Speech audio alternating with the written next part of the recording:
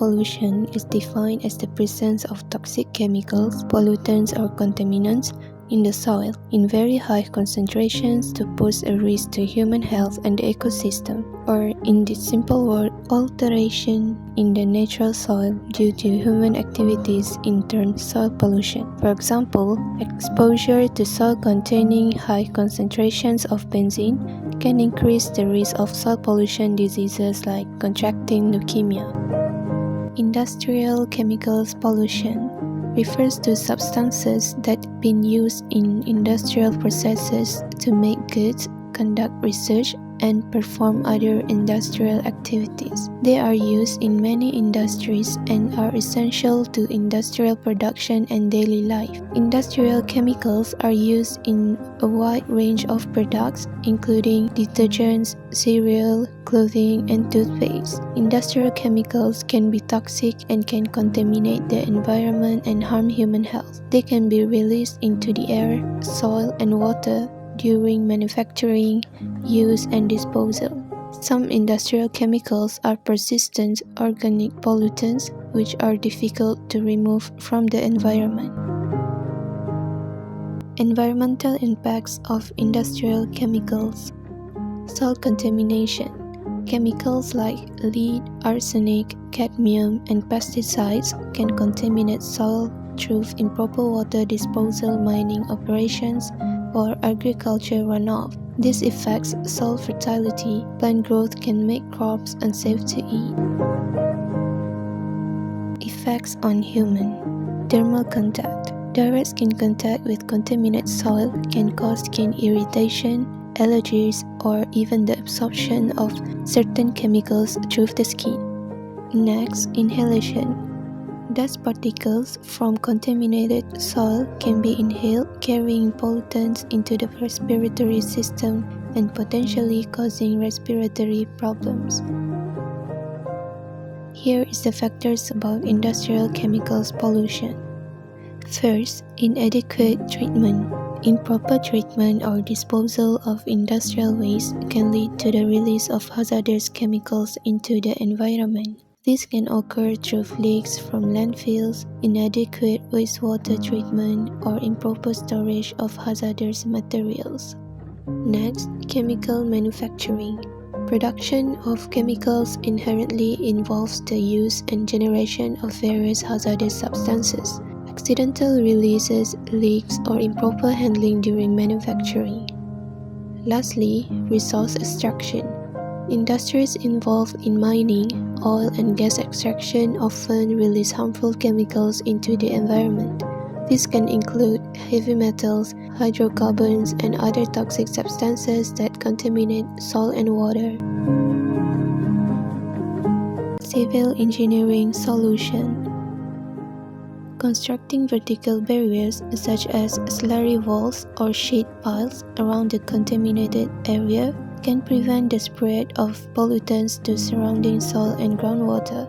Vertical barriers for preventing soil pollution are an effective solution for isolating contaminated areas and preventing further environmental damage. The construction process involves selecting appropriate materials, designing an effective structure, and ensuring proper installation and maintenance to ensure long-term protection. When properly implemented, these barriers can play a critical role in managing pollution, protecting ecosystems, and preserving soil health. How its work and the effectiveness of the solution. Physical isolation.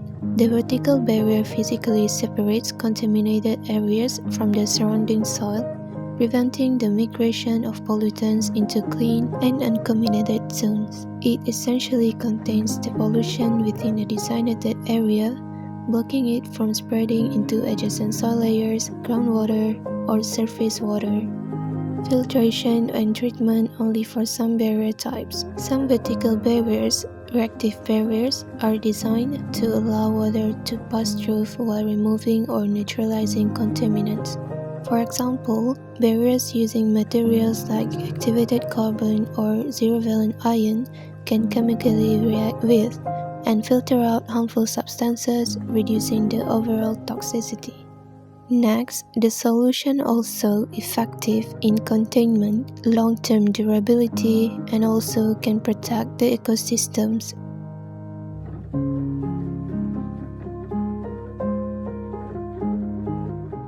We begin our experiment by collecting soil samples from the field, ensuring they are representative of the area under study.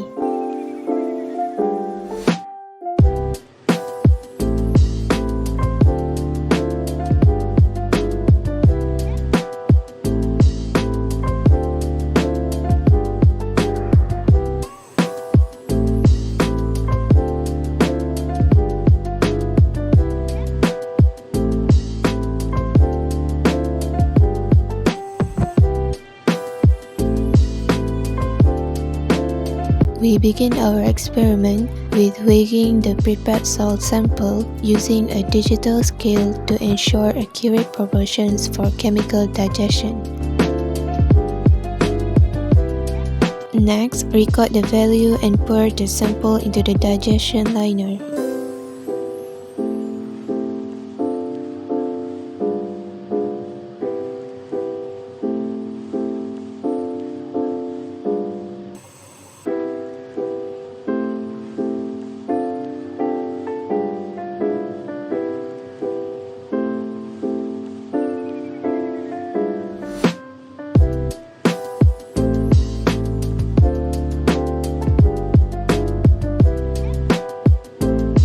We proceed with chemical digestion by adding a mixture of nitric acid and hydrochloric acid, known as aqua regia, to the soil sample.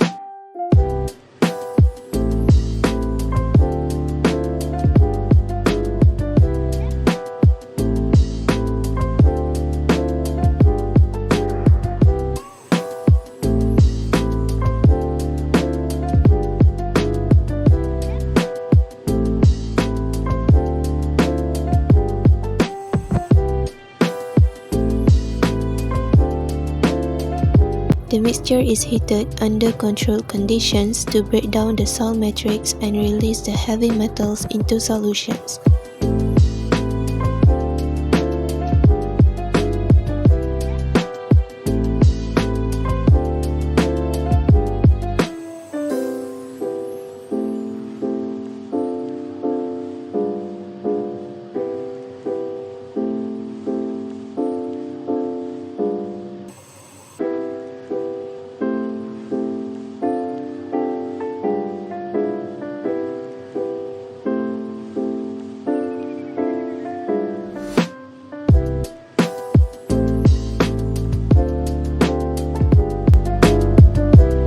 After digestion, the solution is filtered to remove any remaining solid particles, yielding a clear filtrate for analysis.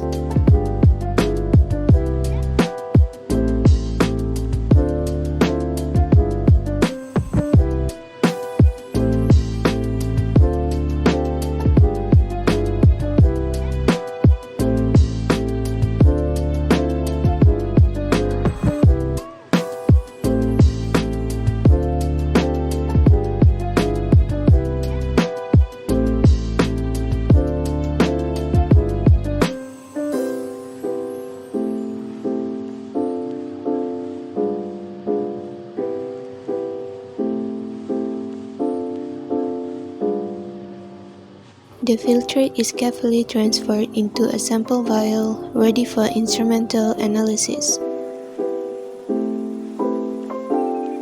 The instrument measures the intensity of light emitted at characteristic wavelengths for each metal, determining their concentrations.